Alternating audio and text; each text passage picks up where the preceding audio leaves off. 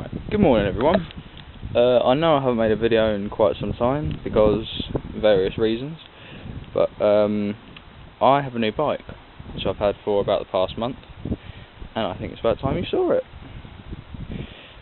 What you see here is a Megelli 125R.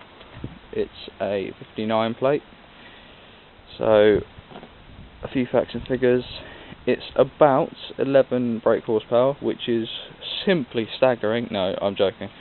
It's not as much as the competitors, so the Yamaha YZF 125 and the Honda CBR 125. It's not as much as them, but you know, with a 125, it's not all about speed. I can't believe I'm saying this, but yeah. I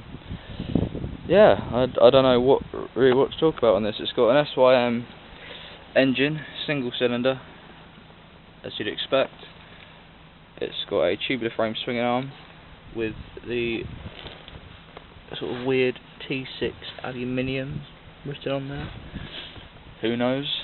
It does have an under-seat exhaust, which is quite tasteful. This one, unfortunately, is missing an end piece. I did buy this second hand before anybody asked. And a great top tip I found.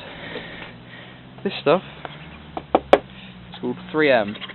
It looks like carbon fibre. It's not. I'm cheap. But yeah, it looks like carbon fibre.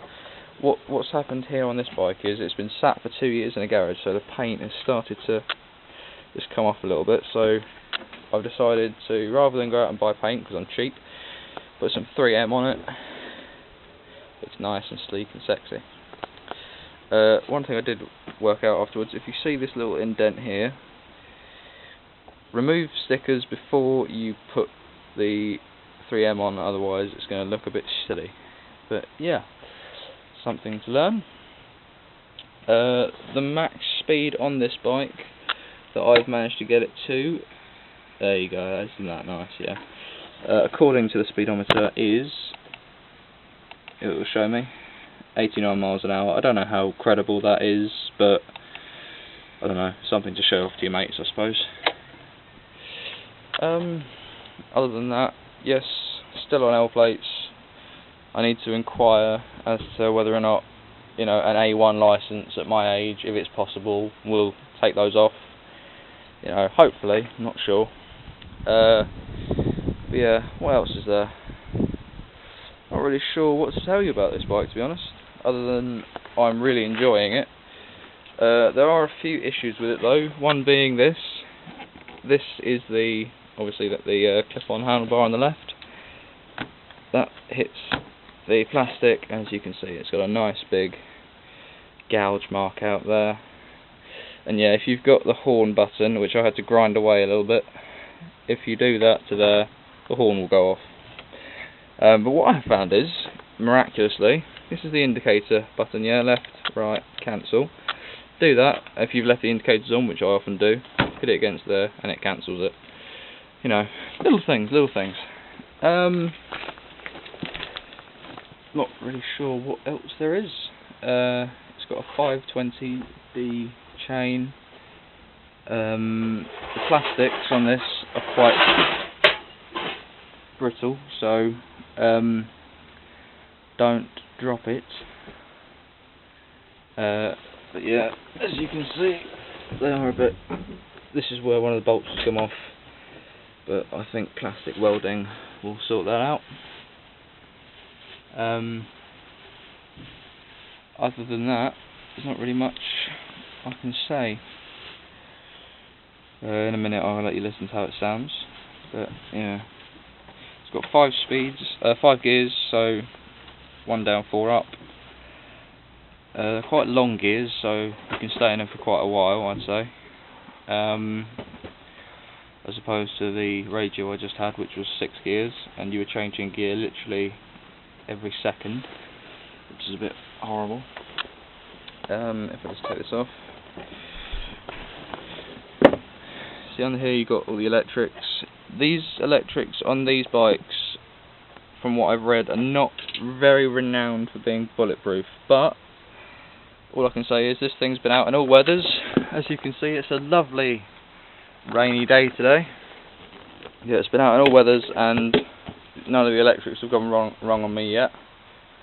It's supposed to have a 17 litre fuel, not 17, what am I on about? I think it's 10? Yeah, about 10 litre fuel tank, 11 maybe, but as far as I can tell, you can only put 7 in there, because as soon as you drop below 3 litres, it starts going a bit funny.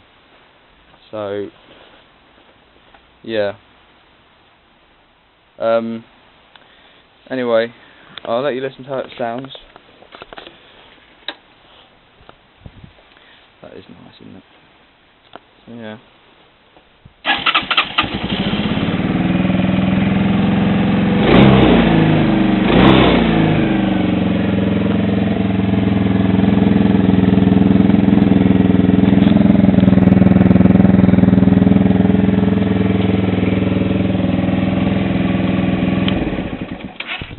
It does have a nice little convenient kill switch there, so if you drop it or fall off or something, that's there. I very rarely use it. Always turn it off with the key, I'd say. But yeah, it has I like this setting in the middle. It's got little side lights which look rather tasteful there. But it's also got wait, let me find it. Where's it gone? It's also got low beam and high beam, which is on the other handlebar, which you can't find. There you go, just to blind you all. There. I advise always drive with your low beam on, because although the little side lights look quite pretty, they offer no visibility, and people can hardly see you anyway.